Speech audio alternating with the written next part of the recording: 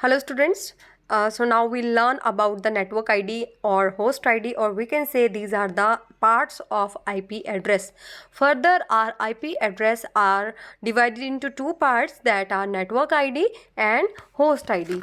So network ID क्या होती है? Network ID is the ID that identifies from which specific network our device is located, कि हमारा device जो है वो कौन से स्पेसिफिक नेटवर्क में लोकेट करता है. वेदर होस्ट आईडी जो है वो उस नेटवर्क पे हर डिवाइस को प्रोवाइड की जाती है, उसी नेटवर्क पे हर डिवाइस को जो आईडी प्रोवाइड की जाती है, दैट इज़ होस्ट आईडी. हम जिस भी इंटरनेट सर्विस प्रोवाइडर की सर्विसेज को यूज़ कर रहे हैं उसके अंडर हम सब क्या हैं, होस्ट हैं. ठीक है. सो वो नेटवर्क हमें होस्ट आईडीज़ प्रोवाइड करते हैं, और उनकी खुद की भी जो आईडीज़ होती हैं that are called the network IDs. So किस तरह से नेटवर्क पोर्शन और होस्ट पोर्शन डिवाइड किए जाते हैं हर आईपी एड्रेस में, उसके लिए हमें पढ़नी पड़ेंगी आईपी एड्रेस की क्लासेस. सो आईपी एड्रेस की क्लासेस जो हैं, they are the types of IP addresses and they are defined as class A, class B, class C, class D and class E. जो क्लास ए टाइप के IP addresses होते हैं उनका जो first octet होता है उसकी रेंज होनी चाहिए 0 से 126 तक. 127 इज उसको अभी लूप बैक में डाल दिया गया है, 126 तक होती है. क्लास बी की जो रेंज है वो होती है फर्स्ट ऑक्टेट की 128 से 191. Class C also 192 to 223. Then class D 224 to 239 and class E 240 to 255. So these are the ranges of only first octet. Then what about the next octets? So next octets जो है वो range का जहाँ पे first value आती है उसके साथ तो बाकी के ऑक्टेट्स ज़ीरो रहते हैं, लेकिन जो फिनिश वैल्यू आती है, जो लास्ट रेंज आती है, for example in class B address the starting range is 128, तो इसका फुल ऑक्टेट कितना होगा 128.0.0.0, वाइल फिनिश एड्रेस क्या होगा 191.255.255.255. सो कम्प्लीटली इसी तरह से लिखा जाता है इन आईपी एड्रेसेस को, but we can identify an IP address by its class, by its range in the first octet. अब नेक्स्ट बात करते हैं नेटवर्क और होस्ट पोर्शन की. सो आईपी एड्रेस को दो पार्ट्स में डिवाइड किया गया है, एक है नेटवर्क पोर्शन, दूसरा है host portion. So network portion हर नेटवर्क को असाइन किया जाता है जो भी नेटवर्क प्रोवाइड करते हैं अपनी सर्विसेज, और होस्ट एड्रेस प्रोवाइड किया जाता है हर मशीन जो नेटवर्क के ऊपर आती है.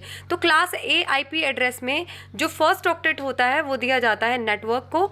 Rest all the 3 portions are given to the host IDs. ठीक है. फर्स्ट ऑक्टेट होता है सिर्फ नेटवर्क का, बाकी के 3 ऑक्टेट्स जो हैं वो होस्ट को दिए जाते हैं. वैसे ही अगर हम बात करें क्लास बी की, तो क्लास बी में नेटवर्क और होस्ट के इक्वल पोर्शंस रहते हैं. क्लास बी में फर्स्ट 2 ऑक्टेट्स दिए जाते हैं नेटवर्क आईडी को एंड लास्ट 2 ऑक्टेट्स दिए जाते हैं होस्ट आईडीज़ को.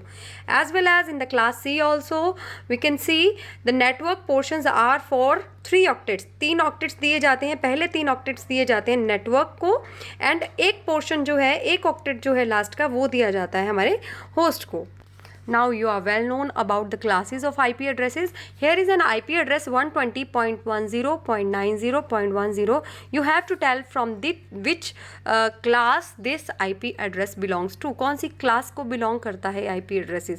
तो आप देखो इसका फर्स्ट ऑक्टेट क्या है, सिर्फ 120. सो 120 कौन सी क्लास की रेंज में आता है, 1 to 126, यानी कि क्लास ए. सो ये जो IP एड्रेस है ये बिलोंग करता है क्लास ए को. वैसे ही एक और एग्जांपल लेते हैं 150.10.90.10. So you can see the first octet of this example 150. तो 150 कौन सी क्लास की रेंज में आता है, that is in the B class. Okay. So you have to see only the first octet to find out the class. So ये जो हमारा second IP address है ये बिलोंग करता है क्लास बी आईपी एड्रेस को. Next is the third example 200.10.90.10. So see the first octet.